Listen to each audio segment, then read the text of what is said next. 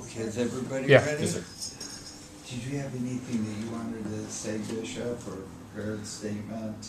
No, first of all, I'm just happy that you came for our Mass this morning. This is a wonderful, every year at this time we have this Chrism Mass where we bless the oils that we use throughout the year for our sacraments. And then also we gather our priests together because on this day they renew their promises that they made at ordination. And it's a really nice gathering, and our cathedral was really filled today, and I think the people who come from the parishes are happy about that. So I'm happy for your presence. Speaking of the priest, this year the diocese is faced with some challenges when it comes to the number of priests. Yes, and I think it's fair to say that the diocese has been challenged over the last few years in terms of the numbers of priests. Part of that has led to the pastoral administrators that have grown in numbers here in the Diocese of Saginaw prior to my coming. From my very beginning here, with my meetings with the priests, continually at our meetings they keep asking me what am I going to do about the fact that with the number of parishes and the number of priests, it's getting more difficult for them to minister with the same enthusiasm that you saw today. How do they keep the church vibrant when they are so divided and split up over so many parish communities? So it's been something that the diocese has been talking about for a long time, and I'm just beginning to face it now. This was my second year in trying to make pastoral assignments, and it was a challenging time. So what I did was in putting out the list of assignments, I decided to just let the people know what we as a personnel board, what I as the bishop had to do. In one of the cases, I've asked one of our priests to take on 5 parishes. I've given him a young priest to assist him, but I'm trying to use my personnel as best as I can. But the reality has been here, and the reality is here, that if I'm going to be a conscientious leader, I have to try and envision where the diocese should be in the next 5 years or beyond in terms of our personnel and in terms of our resources. So I simply told the people that in a letter. I even put it on my website. You can get onto my website, saginaw.org, anybody wants my website. And I presented it to them and said there were two aspects to the challenges.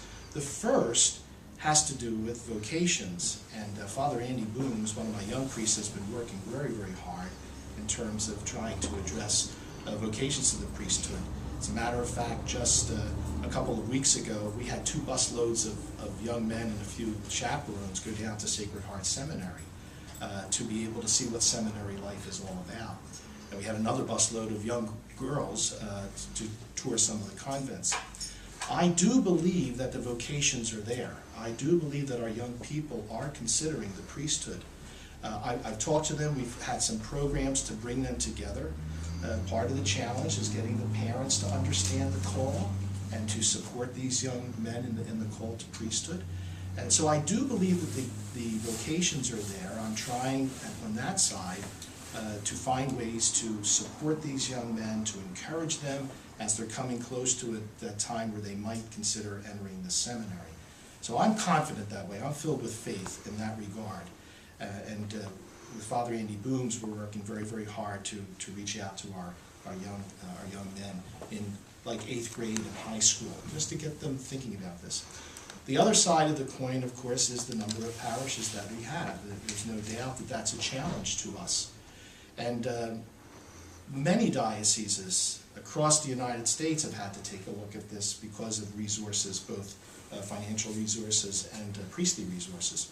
So we're at that point. Actually, I think Saginaw was at that point a number of years ago. It's just that I feel responsibility that I need to take this challenge on and try and see how we can position the diocese so that we are celebrating in a vibrant way our faith and are able in a very strong way to reach out to our people.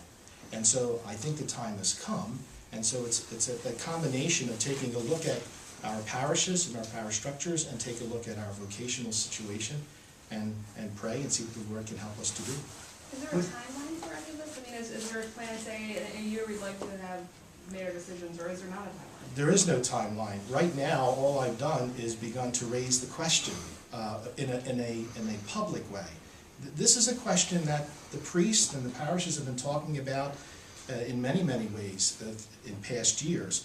It's just that I took this opportunity of these recent changes to begin to, in a more public way, say, this is something we need to do.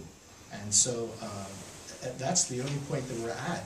If anything, the only thing I've begun to do is to kind of gather some information in terms of what have been the trends of sacraments and parishioners and things of that sort. So at least if and when we enter into this kind of a study, we have some hard data and facts that will help us and guide us in our decisions.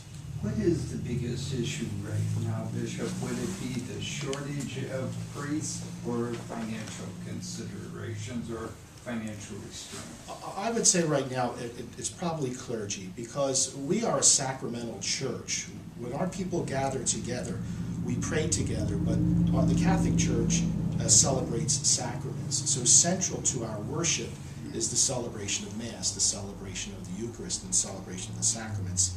And within our church structure, that's the ordained priests that do that. So on any given Sunday in these 109 churches, many of these parishes and churches have a Mass on a Saturday night and several Masses on a Sunday morning. Well, how do I do that with 57 active priests and 26 other active and senior priests, wonderful, wonderful men who are, some are in their 80s that are driving 70, 80 miles round trip on a weekend to celebrate Mass. So I would think that probably the number one issue right now is being able to provide sacramental life to the parishes. Finances is an issue, but we can address that.